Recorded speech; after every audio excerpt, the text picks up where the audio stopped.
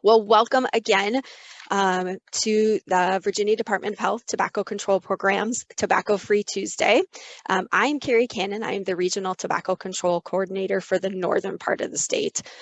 For those who attend pretty regularly, you're going to notice that we're missing a few people this morning. We're missing a few staff. We have Gina Roberts, who is the Acting Program Manager and also covers the southwest part of the state, and Sarah Burkhead, the Central Regional Coordinator, are at a Live Vape Free promotional event this morning. So we are going to tell you a little bit more about that in the upcoming months. So stay tuned. We should have some good stuff from this event. So we're taking over and hosting this one today. We do have Nicole Mayan from the eastern part of the state, and then we have Tiffany Eustace with us this morning, who covers the northwest part of the state. So bear with us if we have any technical difficulties. We are wearing new hats today, so we're pinching in as the program has a couple different things going on. We will be monitoring the chat box and the question and answer box, so please add any questions for our speakers. And typically, we usually start our Tobacco Free Tuesdays with a question to find out a little bit more what people are thinking about our topic today. So I'm going to go ahead and launch the poll. All right, so we were curious, do you have a good understanding of the cannabis legalization law in Virginia? So your choices are, I have no clue, a little bit, maybe, but I'm a bit hazy, I think so, and yep, I got it. If Shawn can't present, I can fill in for her. I got this. So I'll just give you a little bit of time to fill that one out and see what people are thinking. All right, give you about another few seconds.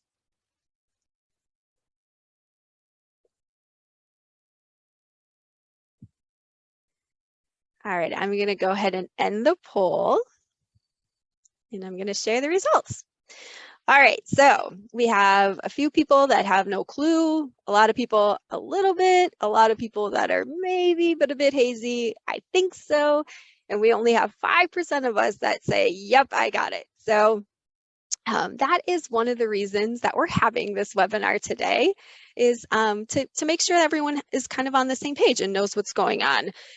And I was fortunate to hear one of the speakers do another presentation overlapping tobacco and cannabis, and was amazed by it. So I'm going to stop talking. I'm going to introduce our speakers so they can get to it. So we have Dr. Gillian Schauer here with us this morning, and she was elected to the Cannabis Regulators Association's first executive director in 2021 and served as a senior advisor before the organization's founding. Dr. Schauer has worked in public health and policy for nearly 2 decades and has a decade of experience working with federal and state agencies on cannabis policy, data monitoring, and research translation. Through her federal work, she founded and led the multi-state collaborative for cannabis and public health from 2014 to 2021 to foster learnings and cultivate best practices for public health across states with legal cannabis. Dr. Schauer is an affiliate researcher at the University of Washington and has more than 65 peer-reviewed research publications on cannabis and other substances. She has a PhD from Emory University and a Master of Public Health from the University of Washington and a Bachelor's of Science from Northwestern University. We also have with us Shawn Casey, and Shawn is the Director of the Regulation and Policy for the Virginia Cannabis Control Authority. There, she leads a team tasked with developing regulations, analyzing legislative proposals, and preparing resources to support the Cannabis Control Authority's public safety and public health initiatives. Before joining the Cannabis Control Authority, Shawn practiced law for a decade, most recently as the Senior Assistant Attorney General in Colorado, where she advised the state's marijuana and liquor enforcement divisions for 5 years. Shawn holds a bachelor's degree from the University of Virginia and a law degree from the University of Arizona. I am going to turn it over to them because they have such great information that they're going to share with you. So without further ado, I will give it to them. Thanks so much, Carrie, and hello to everybody. Thanks for joining. I'm going to kick us off and talk for a little while about cannabis policy and then tobacco and cannabis together and where tobacco control folks might think about focusing. And then Shawn's going to come in and talk about the state of policy in Virginia, which I know is really of interest to a lot of you. It was not mentioned in my background, but I also have worked in tobacco control for 15 years and spent 10 years with the Office on Smoking and Health at CDC. So come from a tobacco control background. I want to briefly chat about the Cannabis Regulators Association in case you wonder who we are. We are a national, nonpartisan, nonprofit organization. We only convene government officials. We have no non-governmental members. And our goal is really to bring government officials together from states and territories who are implementing cannabis regulation and policy to help share learnings, to talk about challenges, and to harmonize policy where possible. We do not have any non-governmental members or funding, and we're an affiliate of the Council of State Governments. I also want to just make it clear that I have nothing to disclose. I don't take any industry funding from tobacco or cannabis.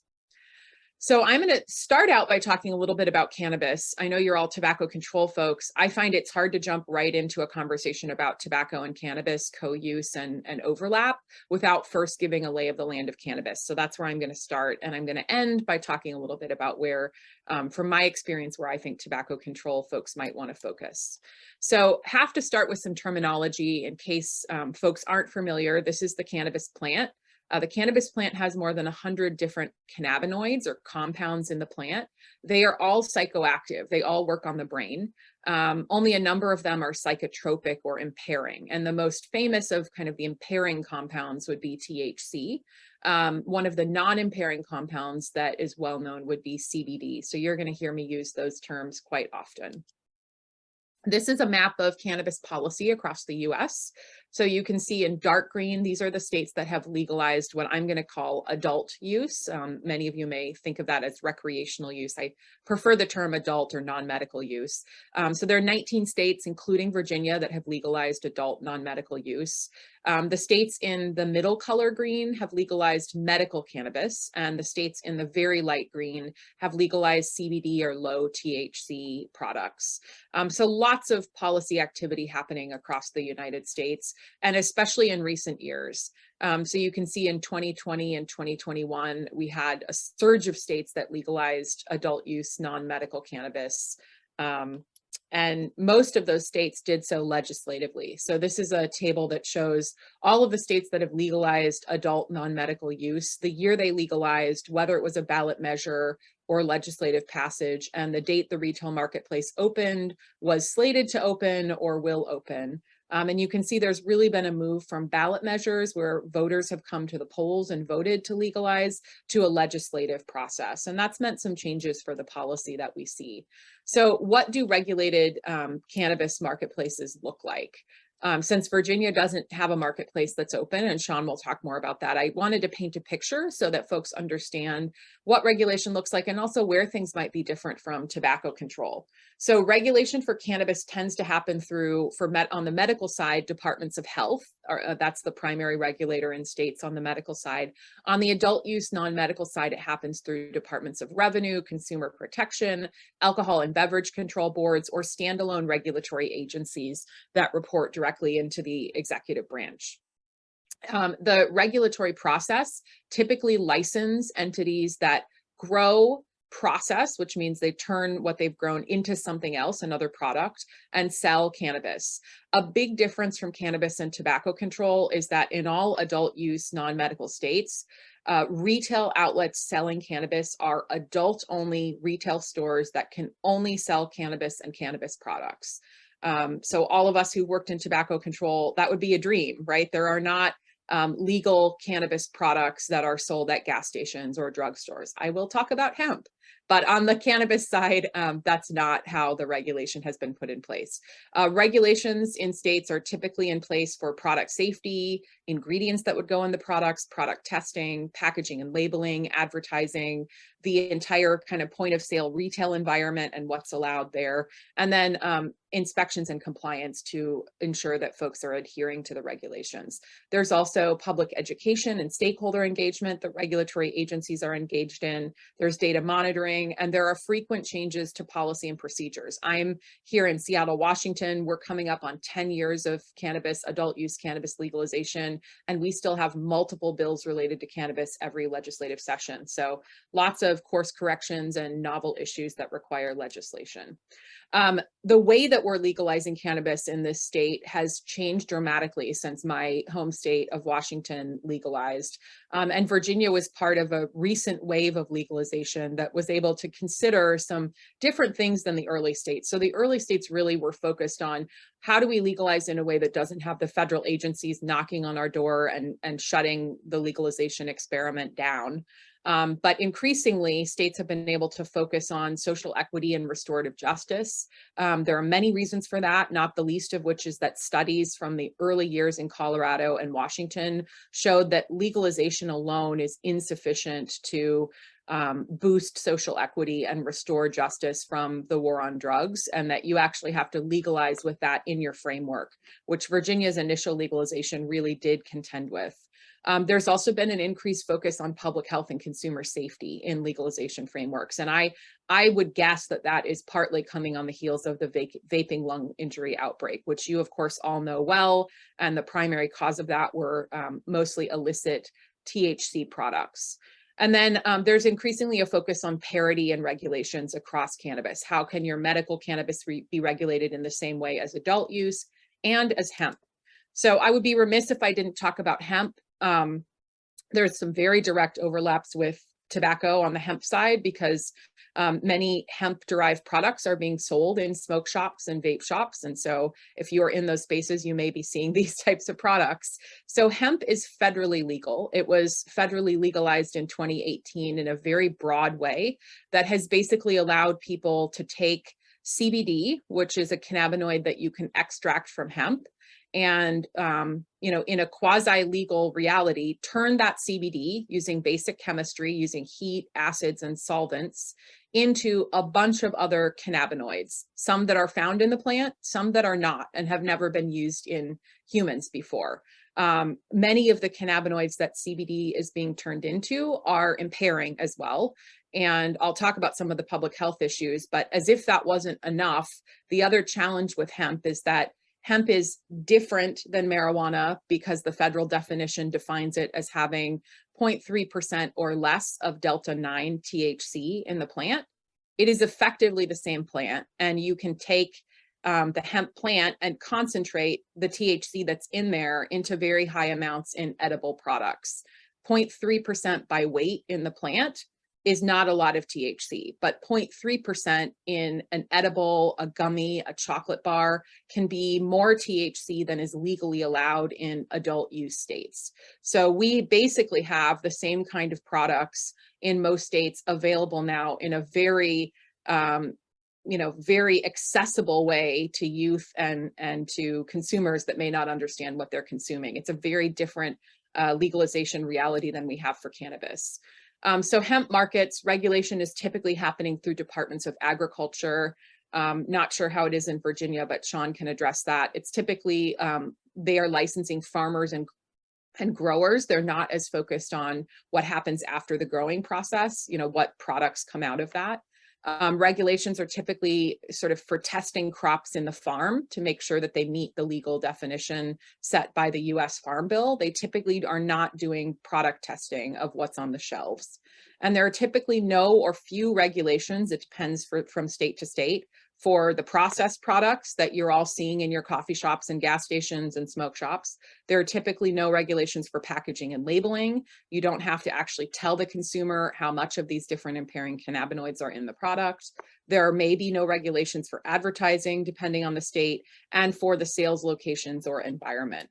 So very different regulatory landscape, lots of areas of public health concern. I could give a whole separate presentation about this, but as I covered, a lot of these byproducts from hemp can be impairing. The consumer awareness is a huge issue. Consumers don't know what they are consuming in many cases, and that has led to a surge in poison center calls. These products are widely available to youth, both on the ground and online, and they're not being tested for byproducts, contaminants, et cetera. So putting that policy reality aside, so hopefully now you have a little understanding of the hemp reality in the nation and the cannabis reality in the nation and how different those two are. Let's talk about what we know about the health effects of cannabis and cannabinoids. So I always start with the therapeutic effects because this is also a big difference from commercial tobacco. I think all of us would say there are no therapeutic effects of using commercial tobacco. There are for cannabis and cannabinoids, and this is important to recognize. The recent National Academies of Sciences report found promising evidence, substantial evidence in some cases, for use for certain types of pain relief, for nausea relief, for patient-reported symptoms from multiple sclerosis, for rare seizure disorders, and some evidence for sleep. States, of course, authorize much broader use that may not yet be supported by the science, but it's clear that cannabinoids do have some medicinal uses, which makes the policy arena a bit more complicated. There are also certain health risks to take into account. On the acute side, so immediately following use, cannabis is associated with impaired memory, learning, and attention. It can impair motor coordination or reaction time, which has been associated with an increased risk of motor vehicle crash. That's especially true when cannabis and alcohol are combined. In high doses, cannabis can cause acute psychosis and paranoia. Cannabis is not like an opioid. You don't get respiratory depression from cannabis. The kind of overdose effect would be acute psychosis. And then it can alter judgment and increase the likelihood of other risky behaviors. On the longer term effects, I like to start this presentation by saying two things. One is, I think we know less about the health effects of cannabis today than we did about the health effects of tobacco in 1964, when the first Surgeon General's report on smoking and lung cancer came out. That's because almost all of what I'm about to share with you is by association. It's not causal. The other thing is, I think we can find studies to say whatever we want to say about the health effects of cannabis, and that's a bit of a dangerous area in terms of due diligence to the science. So I like to recommend that folks use really solid reviews in supporting their scientific claims about cannabis. So the National Academies of Sciences had a report that came out in 2017 that's very good. The state of Colorado has been required by statute every 2 years to put out a review of the science, and they have a very good process for that. And the WHO has a report. So with that context, what do we know? We do know that in people who are young and begin using cannabis and use cannabis frequently, cannabis can change the way the brain develops. It's not exactly clear what the outcomes of that would be, but we do know there can be cognitive development changes and related outcomes, educational attainment, et cetera. Again, that's in people who start using cannabis early and tend to have a frequent pattern of use. We know there are pregnancy outcomes. The one with the most evidence is around lower birth weight, so similar to nicotine there. We know there are a range of mental health outcomes. Cannabis use, especially when you begin at a young age and have a frequent pattern of use, has been associated with increased diagnosis of schizophrenia and can exacerbate symptoms of schizophrenia. There are a range of other mental health outcomes that have very small associations, but associations that are found nonetheless with depression, with certain types of anxiety, et cetera.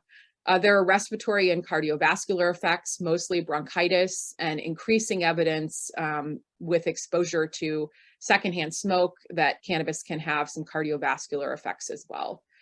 Cannabis use disorder is possible as well. And then I'm often asked if cannabis is a gateway drug.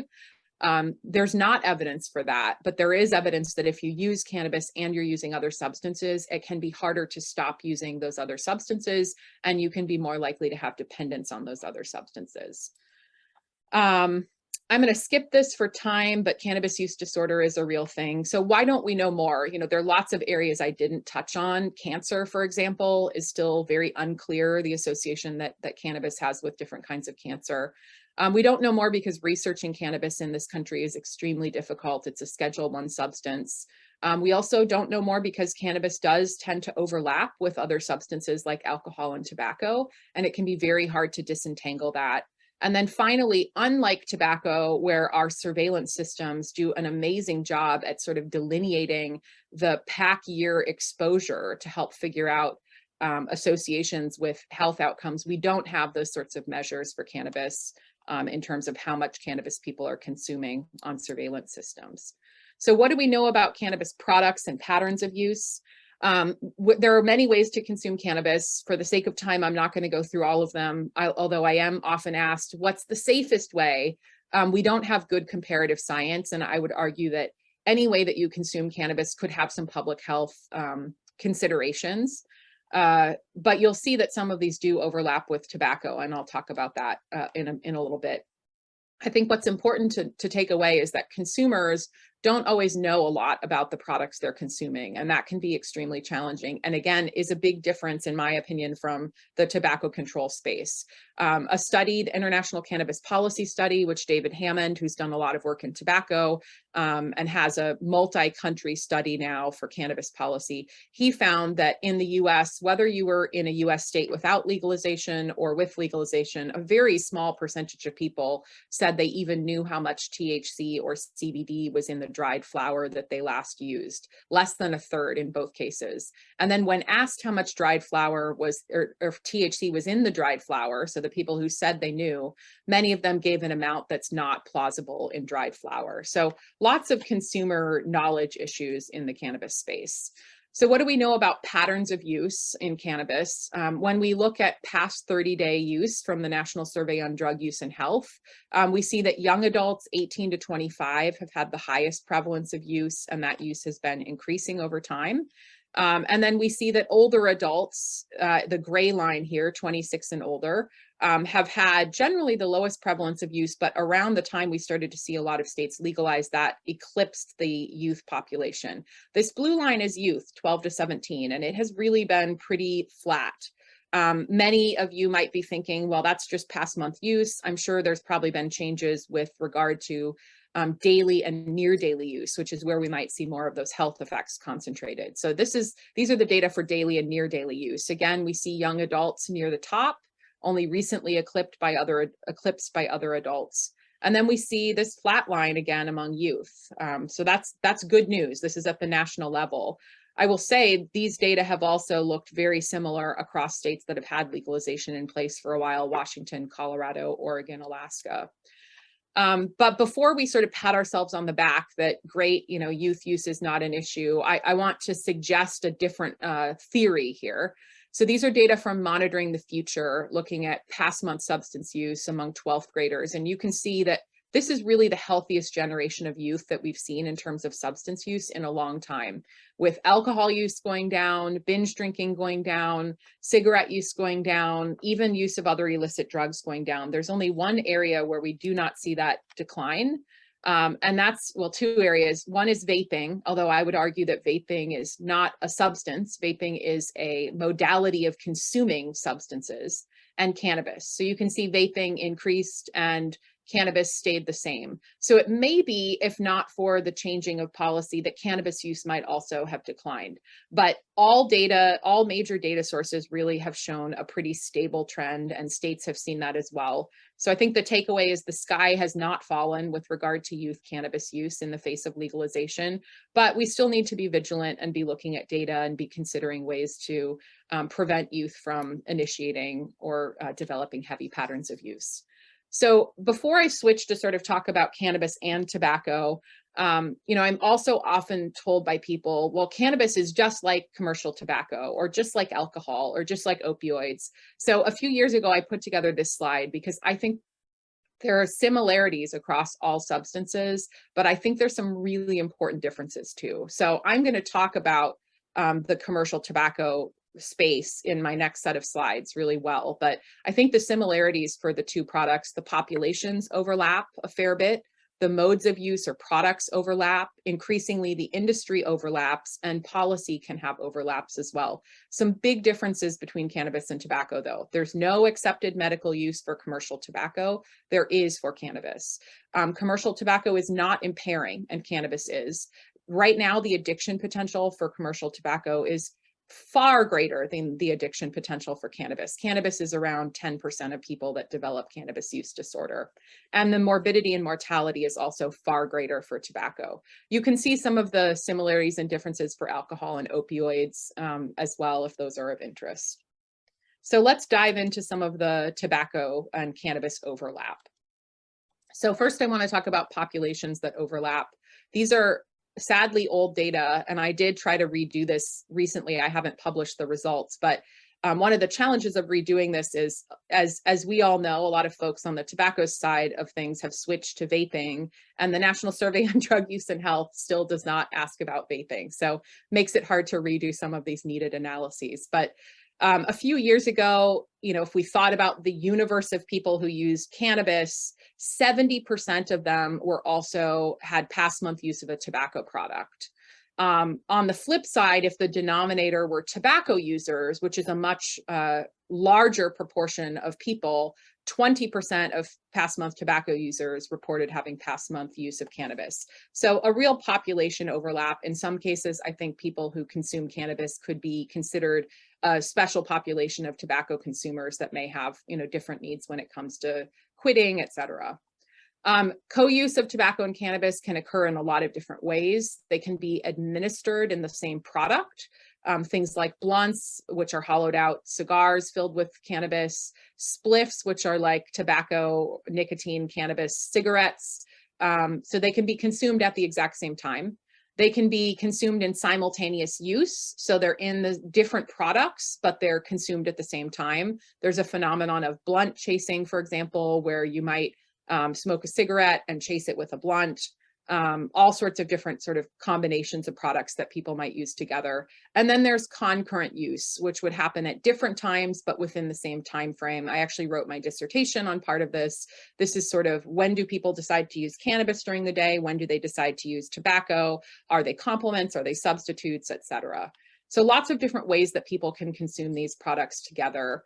And one of the reasons they might do that is that there can be synergistic effects in the brain. So both THC and nicotine interact in the same center in the brain, and they can enhance the rewarding effects and result in a different kind of high for individuals. We don't know a lot about the compounding health effects of using both products. What we do know is that using cannabis and tobacco, so people who use both, can have worse respiratory effects, especially if they're smoking both. It might compound mental health effects and cognitive development effects. As I covered, you saw that nicotine and THC can affect the development of the brain. They both have associations with different mental health effects. This area needs a lot more study. It can present an additive risk of exposure to carcinogens and toxicants, again, especially if both are being consumed in smoked form. And then using both can make quitting either substance more difficult. So there are a lot of similarities and differences in products that I want to touch on as well. First of all, smoking cannabis is still the most common method of consumption, despite the fact that the media might cover a lot of things about edibles or high concentration THC products. Smoking is still the predominant form. Vaping is the third most common form. And that's true whether it's legal or illegal in a state. So lots of overlap in terms of the methods of using cannabis and the methods of using tobacco. I want to talk about similarities between combusted products, because I think many of us might have in our brains had this picture on the far left of a joint. This might have been what we would have thought a joint would look like, but increasingly we're seeing sort of the commercial cannabis space evolve joints in a way that looks much similar to the cigarette. So you can see all these images in the middle and on the right of THC and CBD products look very much like a cigarette, has a filter, has the same sort of shape. So we're seeing an evolution of combusted products for sure. And what we know about combusted products is that the contaminants or carcinogens in cannabis smoke look very similar to the contaminants or carcinogens in tobacco smoke. And that is not a phenomenon of THC or the cannabinoids. That is just smoke is smoke. So lots of the same sort of carcinogenic concerns for the smoke. Some similarities between nicotine and cannabis vaping, and then I'll talk about some important differences. So these devices really look the same. And I'm sure those of you who are working in schools are well aware of the fact that the devices look the same. In fact, some of the manufacturers used to be the same. So one of the big manufacturers of cannabis vaping devices, PAX, they used to be associated with Juul, and then Juul spun out. So devices look similar. Both allow for consumption of more concentrated amounts of the active ingredient, whether it's nicotine or THC, than the plant-based forms. Both can contain a range of additives and flavors, and both have heat not burn analogs. And actually, I always tell my tobacco control friends, like, we should have been looking at cannabis a long time ago. The kind of heat not burn concept has existed in the cannabis space for a long time. The dry herb vaping, where you're barely heating the herb to be able to aerosolize it. We might have seen what was coming in tobacco control if we'd been focused on the cannabis space. There are some important differences between nicotine and cannabis vaping, though. Nicotine is liquid soluble and THC is fat soluble. So that can result in some differences in the temperature needed for aerosolization and the types of vape products that people are vaping. Additives differ as well. This is a super important one. You cannot just ban flavors for cannabis vapes. Flavors are inherent to the cannabis plant in a way that they are not for nicotine. There are all sorts of terpenes that are naturally occurring in the plant that can have a flavor profile. I think there's a lot of policy opportunity in sort of what we call them and how they are marketed, but you can't just ban flavors in cannabis as has been done in vaping.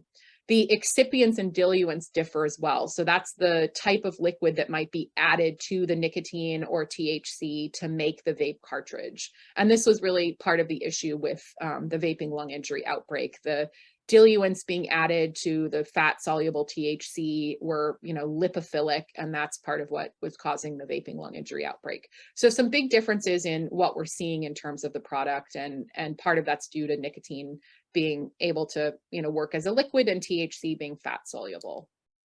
So similarities across the industry. I'm often asked, will big tobacco and big cannabis merge? Federal prohibition and state laws have limited a lot of that now because we do not have federal legalization in the US.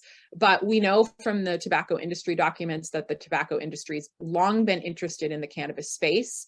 And I think with Canada legalizing, we've seen a lot more activity there. So we've seen tobacco industry engagement in groups that are lobbying for federal cannabis legalization here in the States. We've seen name changes to broaden brand potential, where tobacco companies are literally taking tobacco out of their name and making it much broader. We've seen cannabis industry people moving onto tobacco industry boards and vice versa. We've seen acquisitions of stakes in cannabis companies. Most recently, British American Tobacco purchased, 1/3 of the largest expected cannabis company in Germany.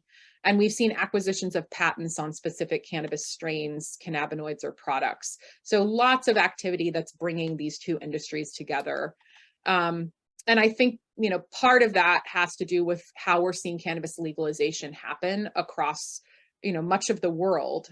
This is by Bo Kilmer from RAND, and this basically shows all the different ways that you could legalize cannabis. There are lots of different frameworks.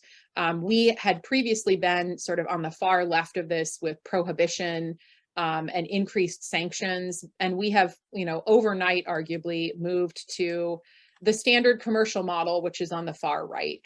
So Bo argues in this paper that there are a lot of other models that could be assessed that would be more protective of public health: a government operated supply chain, a public authority, not nonprofit, or for benefit companies. But those are not the models that have been taken. The models that have been taken in all states to date and in, a number of countries at this point are these standard commercial model that's very similar to what we see for tobacco or alcohol, and can make protecting public health and consumer safety more difficult.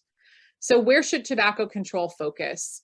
I think there are a couple different places. One is monitoring shifts in patterns of use, especially among youth and young adults, understanding that what happens with tobacco and nicotine and vaping use in your communities, as well as what's happening with cannabis use. That will help you start to see what the relationship is.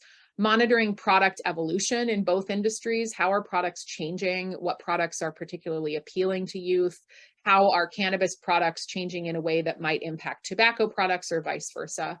Monitoring changes to social norms, evaluating polysubstance use and implications for treatment, and then protecting clean indoor air. So I didn't talk as much as I would have liked to about the clean indoor air space.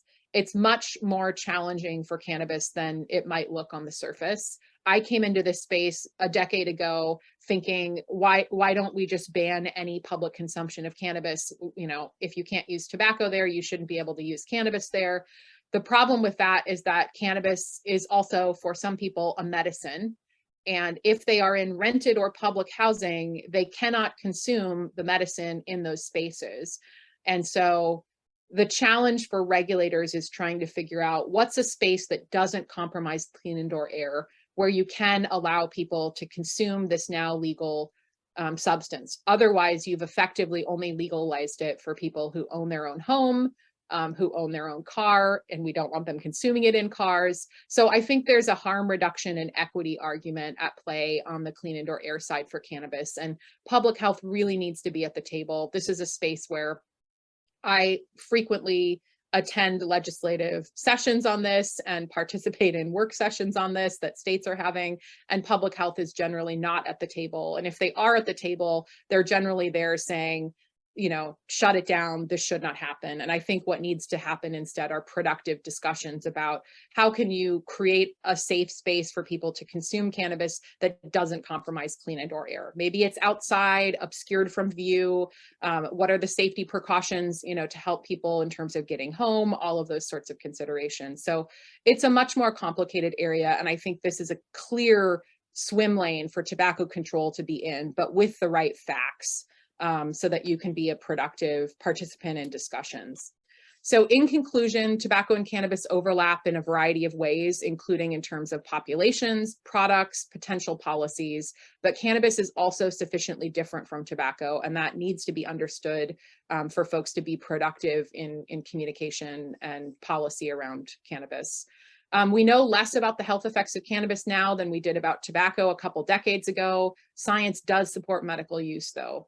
Combusted use is still the most common form of cannabis. Vaping is a method of use and a device, not a substance. And I think the sooner we can acknowledge that, the easier work we'll get. And again, a clear swim lane, in my opinion, for tobacco control folks to be participating. Lots of different substances can be vaped. Nicotine and THC may be the most common at present, but they will not be the only ones. And although they're still largely separate entities, the tobacco industry and parts of the cannabis industry have begun to merge. So lots of work. And I'm going to turn it over to Shawn to talk about the state of policy in Virginia. Thank you for your time and happy to take questions at the end. Thanks, Gillian. Get these going. All right. So I'm going to do a smaller presentation on cannabis in the Commonwealth, just to talk about an introduction to the authority I work for, the Cannabis Control Authority, and where we stand currently with cannabis laws in Virginia. So a little bit about the CCA, the Cannabis Control Authority. We were established by the 2021 Cannabis Control Act. We're governed by a 5-member board of directors, and our first staff was hired in January of this year. So in terms of a state agency, we're really in our infancy, and we currently have 6 employees, but we're about to hire 3 or 4 more just in the next few weeks to a couple months, and we'll be doing some consistent hiring in the future too, to grow pretty rapidly. And just to talk a little bit about our mission, you know, we are an independent, apolitical subdivision of the Commonwealth. And sort of talking back to some of the things that Gillian talked about and sort of Cannabis 2.0, you know, we're really dedicated to that public health and public safety and consumer protection agenda, and trying to do so through balanced and inclusive cannabis regulation, policy, and education. So where does cannabis in Virginia stand right now? Personal possession and use by adults 21 and over is legal, up to 1 ounce of marijuana flower. Between 1 ounce and 4 ounces, there are civil penalties. And then starting at 4 ounces, there are graduated criminal penalties that were introduced in last year's legislative session. What does not exist is a regulated adult use retail market. The statutes that created the framework for that market, the licensing structure for that market in 2021 were not reenacted last session. So as things stand now, unless there's further legislation, retail sales will not begin January 1, 2024. And I think that is an issue of confusion for some people. And because of these things, this is a question we frequently get. The CCA is not issuing licenses right now for adult use retail market. And so if there's not a regulated adult use market, what are the legal cannabis sources in Virginia? The first one and the only regulated one is the medical cannabis program. The oversight of that program will transfer to the CCA beginning next July, so July 2023. Until then, the Board of Pharmacy is the regulator. We're working closely with them to ensure a smooth transition to our oversight of that program.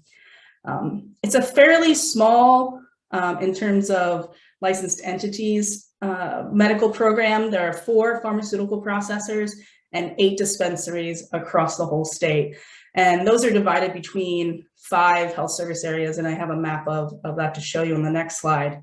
And in order to get medical cannabis, a patient must have a medical condition and a written certification by a licensed practitioner. Unlike some states where there's a limited list of conditions that qualify, in Virginia, it's broader, where if the practitioner believes that a person would benefit because of their condition, they have that leeway to certify medical cannabis use. And currently, there are about 45,000 Virginians registered as medical cannabis patients.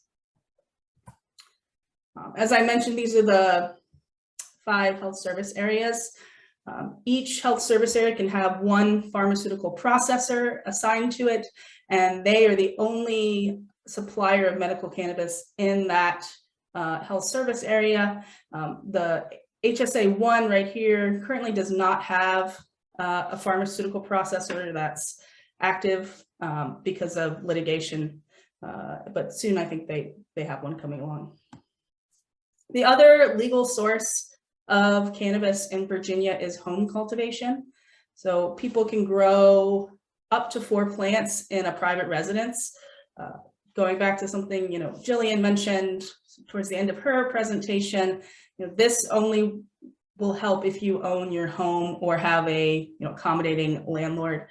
Plants have to be properly labeled according to some statutory requirements, which includes the person's name, identifiers, and noting that they are being grown under the home cultivation statutes. They can't be visible from public areas or to the public, and people need to prevent access by children and pets.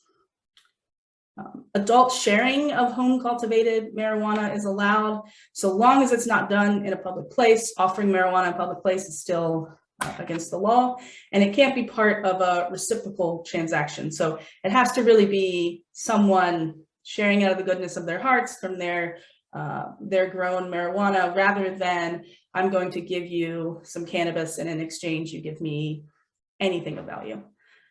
And another thing that is not allowed from home cultivated marijuana is manufacturing marijuana concentrate or making products from that concentrate.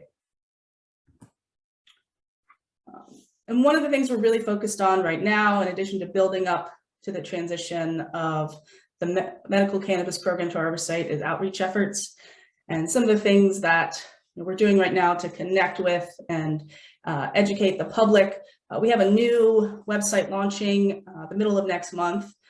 We have right now, you'll see at the bottom sort of a link to our current, more bare bones website that we inherited under the previous administration. But our new one will have much more user-friendly and accessible public safety information and information about board meetings and downloadable materials. The other thing that we're kicking off later in the fall are a series of town halls. We really want to help people across the Commonwealth get to know us and get to know our work. And so we're hoping to hold at least one in every health district, those health service areas that I mentioned earlier. And then our other major initiative right now is a safe driving campaign, which was a requirement under the 2021 Cannabis Control Act.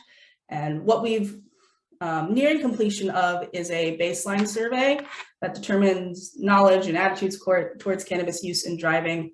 We're hoping to have a finalized results of that survey later this week, and we'll be disseminating that through our mailing list, on social media, on our current website.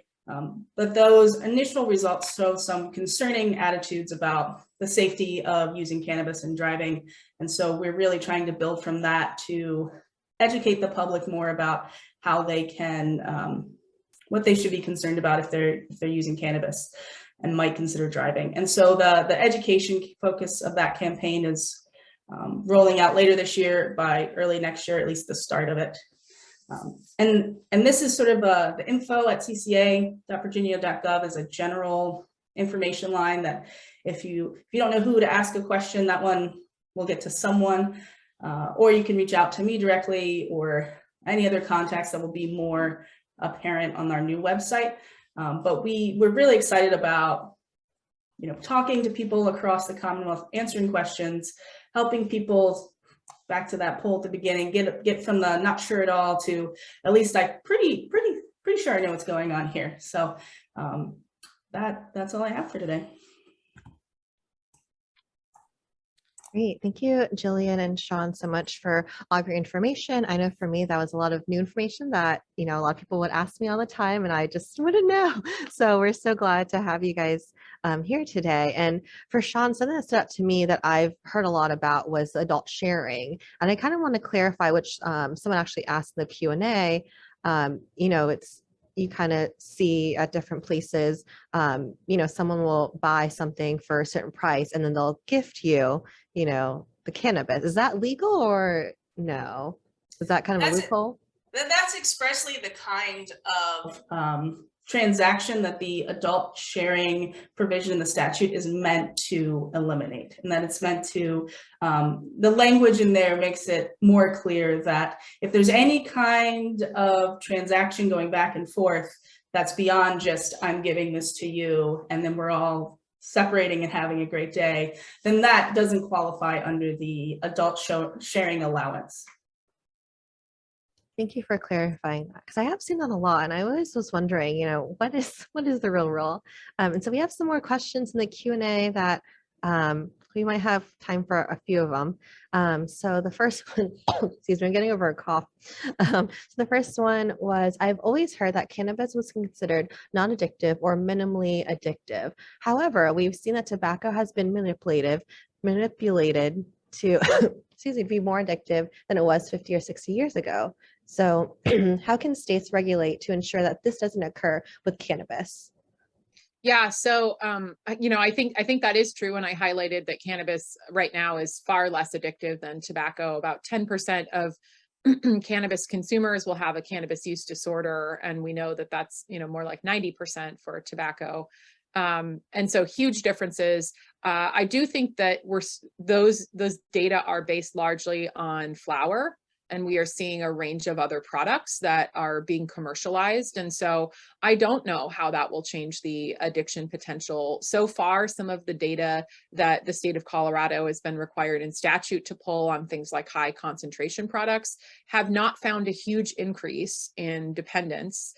They've actually found that consumers may titrate the way that they consume, but we haven't seen a lot of years of data on that. So I think that's an important area to watch. I do think states are regularly talking about the higher concentration THC products and what to do about those. And, most of that discussion right now has been oriented in legislatures around putting a cap on THC. I'll just say that personally, I have a lot of concerns about unintended public health consequences from a cap, because if you limit, say, a vape cartridge to 40 or 60% cannabinoid content, what's the other 40 or 60%? Is it all these excipients and additives and diluents that are also not good to vape?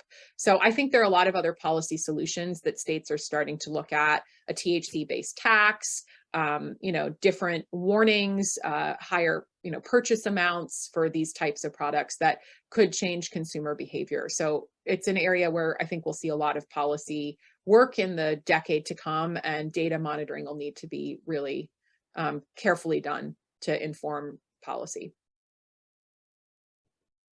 Jillian, excuse me. Thank you, Jillian. That was a great point to talk about, what is the other 40 or 60%? Because that is something that I guess I didn't even think about, but that's a good point to make.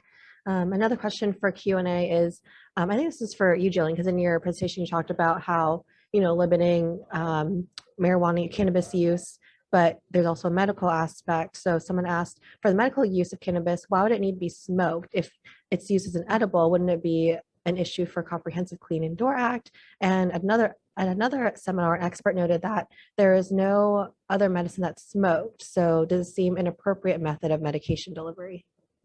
Yeah, so I think, one of the challenges is that medical cannabis has been done in a very different way than the way that we approach other medicines. And so the drug development for cannabis is way behind. The reason people might want to smoke cannabis is because it's much easier generally to titrate the amount of cannabis you're getting by smoking, and you get a very quick response or reaction by smoking. Whereas using an edible, it can be really difficult to titrate how much you're getting. Are you getting the right amount? It can take between 2 and 6 hours for people to feel the effects.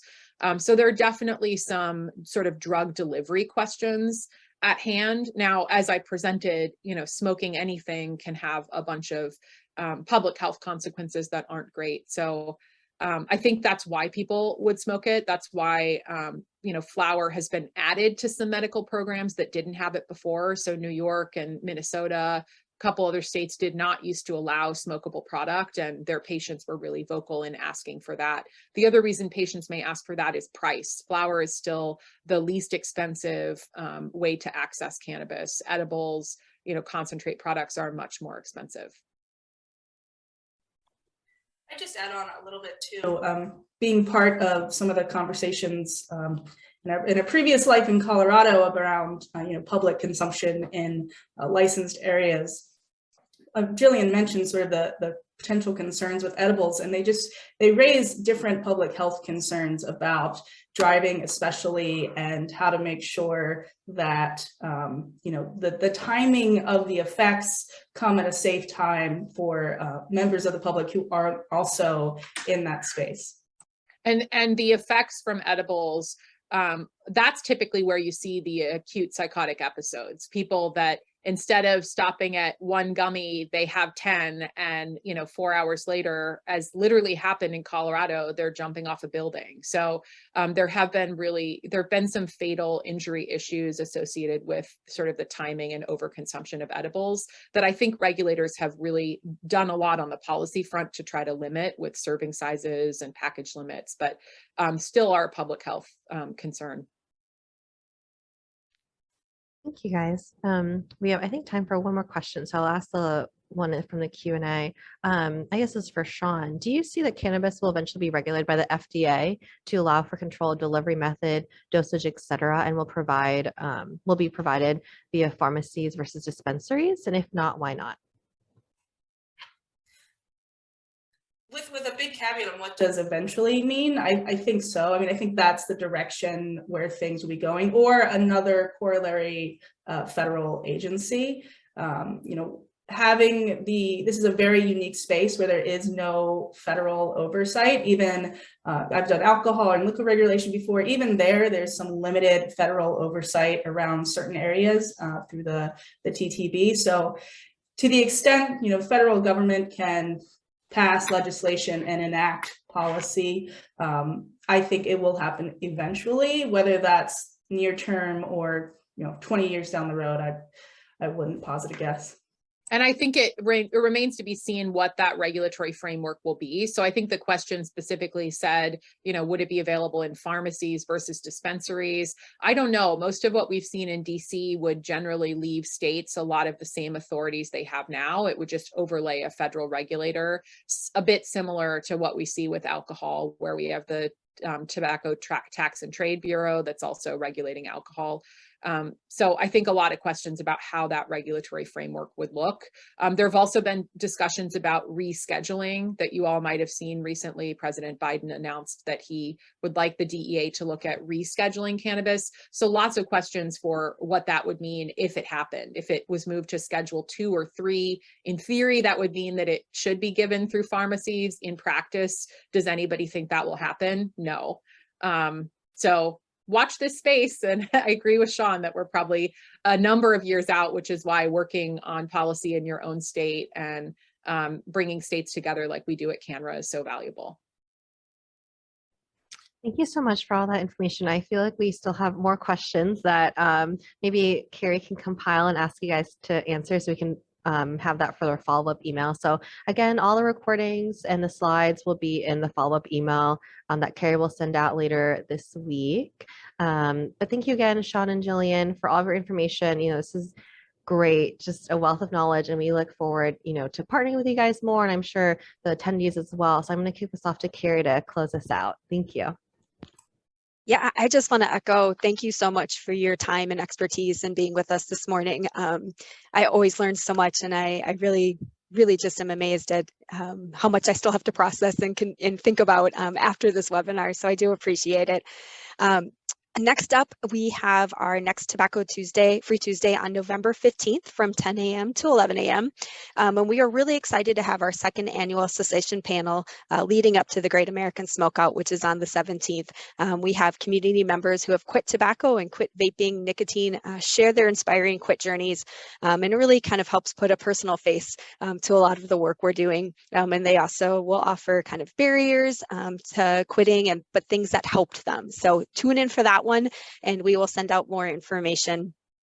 Again, just wanted to thank you. And Shawn wanted to make sure you know that we do have a community of professionals out there that are willing to help you. So I'm excited to see you're going out into the health districts, and we'll try and share as much information as possible to get the word out about your agency and how we can be helpful to you, and vice versa.